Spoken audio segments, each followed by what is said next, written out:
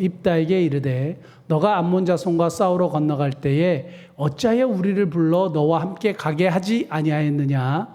우리가 반드시 너와 너 집을 불사르리라 하니. 아멘. 자, 뒷북치는 사람들을 대하는 두 가지 방법인데요. 왜 뒷북치는 사람들이라 그랬을까요? 오늘 본문의 말씀 보면 에브라임 사람들이 등장합니다. 같은 이스라엘 백성 중에 에브라임 지파 사람들이 등장을 합니다. 근데 이 에브라임 사람들이 등장해서 뭐라 그러냐면 입다가 목숨 물고 나와 싸웠습니다. 그리고 심지어는 우리가 두세 번 입다에 대한 설교를 제가 나누었지만 하나님 앞에 서원하면서까지 그리고 결국엔 딸을 번제로 드리는 이야기를 지난 수요일 이야기하지 않았습니까? 그러면서 이제 열심히 나가 싸웠는데 그래서 이겼습니다.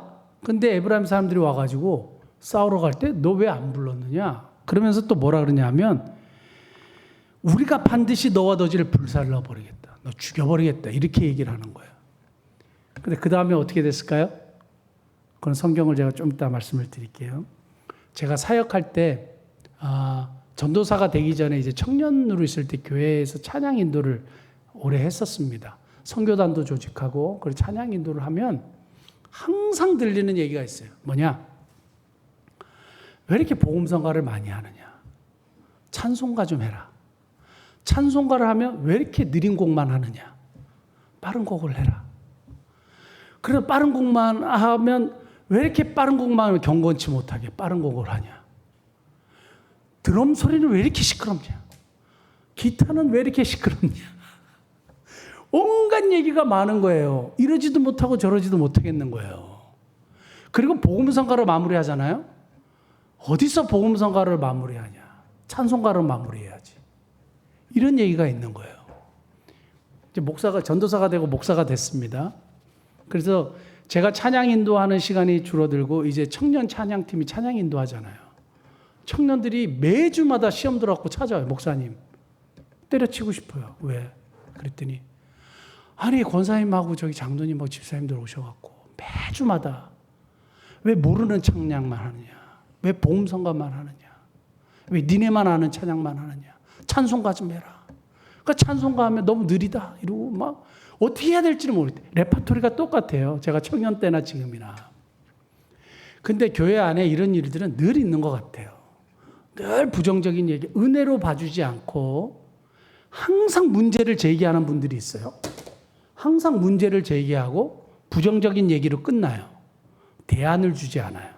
여러분 교회 안에 중요한 건 뭐냐면 잘못된 것을 지적할 수 있습니다. 비판할 수도 있고 그건 잘못된 거예요 라고 이야기할 수 있어요. 그런데 거기서 끝나면 안 돼요. 대안이 없는 비판은 그거는 굉장히 분란을 일으키죠. 대안도 없고 아무것도 없고 계속 부정적인 얘기를 하는 거예요. 제가 보면 교회 안에 그냥 목사님이 되셔야 될 분들이 되게 많아요. 본인이 목회를 하셔야 돼. 그렇게 하면 안 된다잖아요. 그렇게 하면 안 되고 이렇게 해야 된다잖아요.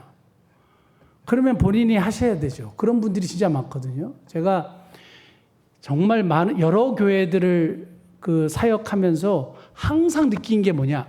저분은 목회를 해야 되겠구나. 근데 본인이 나가 진짜 목회하는 장로님들이 있습니다.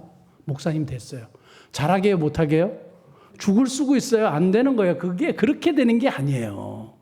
본인이 사업으로 성공을 했어요. 그런다고 해서 목회도 성공할 것이냐? 그건 아니거든요. 이거는 다른 문제잖아요.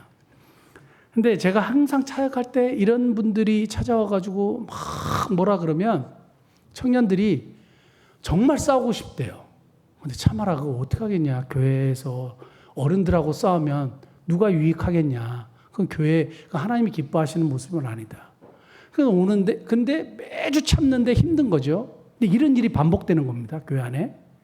그러면서 청년들도 내공이 이제 성장하는 거겠죠. 근데 중요한 건 뭐냐 하면 이런 에브라임 사람들과 같은 사람들은 늘 존재해요. 공동체 안에서. 근데 이런 사람을 대하는 두 가지 방법이 성경에 존재합니다. 오늘 에브라임 사람들이 뒷북을 쳤죠. 그리고 뭐라고 얘기하는지 아세요? 너무 기분 나쁘게 얘기하는 거예요. 너무 기분 나쁘게 얘기하는 거예요. 뭐라고 얘기했어요? 불살라 죽여버리겠다 그러잖아요. 잠언 15장 1절 말씀 한번 띄워보시겠을까요? 잠언 15장 1절 말씀 보면 같이 한번 읽어볼까요? 유순한 대답은 분노를 시게 하여도 과격한 말은 노를 격동하느니라. 유순한 대답은 분노를 시게 하는데 과격한 말은 사람의 기분을 완전 상하게 해요. 똑같은 말이고 틀린 말은 아닌데 과격한 말을 듣잖아요. 너무 기분이 나쁘대요. 어느 목사님이 예전에 이런 얘기를 한 것이 있습니다. 사모님하고 그 결혼식 주례를 하고 아주 절친한 사이였대요. 그래가지고 그 절친한 분의 뭐 자녀가 결혼을 해가지고 주례도 맡고 그래도 축의금도 내야 되는데 사모님이 깜빡하고 축의금을 안 갖고 왔대요. 그러니까 목사님이 열받았어요. 어떻게 이 중요한 날 축의금을 안 갖고 올 수 있냐? 그럴 수 있죠. 축의금 안 갖고 왔으니까 축의금 안 갖고 올 수 있냐? 그렇게 생각하고 막 하려고 그러다가 너무 근데 화가 났었대요. 본인이 또 주례인데 또 주례도 맡아가지고 축의금 내고 친한 분의 자녀인데 안 갖고 오니까 사모님한테 갑자기 이야 팬네야 뭐 이렇게 얘기하고 싶더래요. 어디다 정신머리를 두고 이걸 안 갖고 왔냐? 이러면 그냥 주례고 뭐고 그냥 그 차 안에서 난리가 날 것 같더래요. 그래서 여보 많은 걸 챙기다가 힘들었지. 그래서 그래도 그런 거를 잊어버리면 어떡하냐고. 다음에는 꼭 챙겨가죠. 그러니까 사모님이 제가 너무 미안해요. 너무 잘못했어요. 이걸 어떻게 할까요? 어떻게든 처리할게요. 이렇게 좋은 피드백이 왔대요. 그런데 똑같은 사실을 이야기할 때 이 옆에 내 만약 그랬으면 뭐예요? 과격한 말은 노를 격동하는. 그러니까 당신은 당신 혼자만 준비하면 되지 나는 챙길 게 얼마나 많은지 아세요? 뭐 이러면서 싸우게 되지 않겠어요? 그러니까 예전에 우리가 교통사고 나는 걸 이렇게 보면 뭐 때문에 싸웁니까? 교통사고 난 것 때문에 싸우는 게 아니고 과격한 말 때문에 싸워요. 너 몇 살이야? 뭐 이러면서 자기한테 대들었다 이거죠. 그러니까 과격한 말 때문에 우리가 싸우는데 이 에브라임 같은 사람들이 항상 존재해요. 과격한 말을 하는 사람. 그래서 두 가지 방법 이야기하려고 하는데 입다는 첫 번째 방법은 입다의 방법이에요. 입다의 방법은 뭐예요? 정의를 구현하는 방법이에요. 우리 생각은 입다의 방법처럼 했으면 좋겠어요. 뭐 어떻게 해요? 그냥 싸우는 거예요. 정의를 구현하는 방법이에요. 네가 틀렸다는 거예요. 그래갖고 입다가 어떻게 한지 아세요? 에브라임 사람 4만 2천 명 죽여버렸어요. 열받아가지고. 내가 목숨을 걸고 나가 싸울 때 니네 숨어 있다가 왜 나중에 나와갖고 뒷북을 치느냐? 어떻게 이렇게 말도 안 되는 행동을 할 수 있느냐 하고 결국에는 쉿볼레 사건 다음에 얘기하겠지만 이 사건을 통해서 에브라임 사람들 4만 2천 명을 죽여버립니다. 얼마나 속이 시원합니까? 아주 뒷북을 치고 뒤에서 부정적인 얘기하고 욕을 하고 이런 사람들을 정말 혼을 내줬으면 좋겠어요. 그런데 어떤 일이 벌어졌어요? 한 지파가 완전히 꼬꾸라져요. 한 지파가 완전히 꼬꾸라졌어요. 그런데 요 바로 전에 기드온이라는 사사가 있었습니다. 기드온이 그 미디안에게 핍박을 받고 많은 어려움이 있을 때 하나님이 사사로 세우셔서 300명의 용사들과 함께 미디안에서 이스라엘을 구원을 했습니다. 그때도 에브라임 사람들이 또 나와가지고 뒷북쳤어요. 성경 한번 보겠습니다. 사사기 8장 우리 1절 한번 볼까요?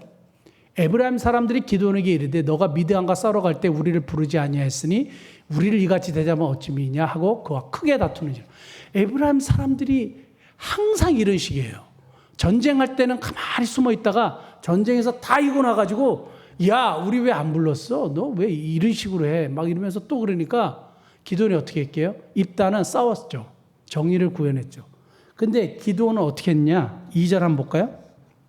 2절 기드온이 그들에게 이르되 내가 이제 행한 일이 너희가 한 것에 비교되겠느냐? 자기를 낮춰요. 그리고 에브라임의 끝물 포도가 아비에셀의 만물 포도보다 낫지 아니하냐? 높여주죠. 근데 성경에 에브라임 사람들을 기억하는 사람들은 없습니다. 에브라임 사람들이 그 공을 세웠다고 하는 사람 한 사람도 없습니다. 누가 이스라엘을 구원했습니까? 기드온이 구원했죠. 결국에 칭찬받는 사람들은 누구냐? 기드온이에요. 그런데 기드온은 자기를 낮추고 상대를 높여줘요. 쓸데없는 얘기하고 악한 말을 이야기하지만 기도는 어떻게 하냐면 자기를 낮추고 상대방을 칭찬해 주죠. 그 다음에 3절 한번 볼까요? 8장 3절 하나님이 미디안의 방백 오렙과 스웹을 너희 손에 넘겨주셨으니 내가 한 일이 어찌 너희 한 것에 비교되겠느냐 하니라. 기도원이 이 말하매 그때에 그들의 노여움이 풀리니라. 말도 안 되게 화내고 말도 안 되게 싸움을 걸러왔는데 기도원이 어떻게 했어요? 유순한 대답은 뭐라 그랬습니까? 분노를 쉬게 하여도. 유순한 대답으로 분노를 쉬게 했어요. 우리는 입다의 방법이 사실은 속이 시원할 것 같아요. 그러면 가만두지 않겠어 하고 싸우면 우리의 속은 되게 시원할지 모르지만 공동체는 파괴돼요. 에브라임 지파가 으스러졌어요. 그럼 공동체는 파괴돼요. 내 마음은 시원해요. 그런데 공동체는 파괴되는데 오늘 기드온처럼 자기를 낮춰요. 상대를 높여요. 그리고 유순한 대답으로 분노를 쉬게 해줘요. 근데 결국엔 누가 인정받아요? 기드온이 인정받아요. 그거는 다 아는 사실이에요. 다 그 사람을 높여준다고 해서 그 사람 진짜 높여지진 않아요. 그런데 이런 일들이 있을 때 감정이냐 이성이냐 했을 때 우리 이성적으로 대해야 되죠. 아주 중요한 부분입니다. 이런 일들은 우리의 삶에 수도 없이 직장생활 속에 사업을 하는 중에 교회 공동체 신앙생활하는 중에 항상 일어납니다. 어떻게 해야 된다고요? 유순한 대답은 분노를 쉬게 하여도 과격한 말은 노를 격동하지요. 그래서 결국에는 싸우게 되고 그래서 공동체가 파괴되는 일이 있는데 우리 목회자들에게도 참 이런 시험이나 이런 문제들이 항상 다가오는데 우리들에게 항상 이렇게 주어지는 말씀이 있어요. 성경 한번 보겠습니다. 디모데후서 2장 24절, 25절 보면 주의 종은 마땅히 다투지 아니하고 모든 사람에 대하여 온유하며. 여기 모든 사람은 자기한테 잘해주는 사람일까요? 자기에게 비방하고 좋지 못하는 부정적인 말을 하는 사람들에게 다 포함되는 걸까요? 다 포함되는 거예요. 그러니까 힘들어요. 다투지 아니하고 모든 사람에 대하여 뭐하며? 온유하며. 이거죠. 가르치기를 잘하며 참으며 그 다음에 25절 거역하는 자를 온유함으로 훈계하래요. 그래서 제가 하나 배운 거는 뭐냐 하면 그냥 제가 잘못했다 그래요. 많은 부분에서. 제가 잘못했다 그래요. 어쨌든 진짜 하기 싫을 때 있는데요. 근데 잘못했다 그래요. 미안하다 그래요. 내가 부족해서. 근데 보면 다 제가 부족해서 생긴 일이더라고요. 중요한 건 뭐냐 하면 우리가 유순한 대답으로 이런 일들이 일어날 때 공동체를 파괴하는 것보다는 유순한 대답으로 분노를 쉬게 하고 공동체를 평안함으로 이끌어가는 그런 모습이 우리에게 필요한데 지금 이때 우리에게 이런 것이 필요하다고 믿습니다. 이런 부정적인 얘기나 좋지 못한 과격한 말이 막 나오기 쉬울 때 어떻게 해야 되느냐? 우리는 유순한 대답으로 온유함으로 대하는 저와 여러분 되셔서 공동체가 건강하게 세워지는 그런 복된 은혜 누리시기를 예수님 축복합니다. 기도하시겠습니다. 하나님 아버지, 우리는 우리를 향하여 부정적으로 이야기하고 또 참 말도 안 되는 이야기를 하는 사람들을 대하여 정의를 실현하기를 원하지만 하나님 아버지 성경을 통해서 배우게 된 것은 유순한 대답으로 온유함으로 그들을 대할 것을 말씀하시는 것 하나님 아버지 감사합니다. 실천하기가 쉽지 않지만 공동체를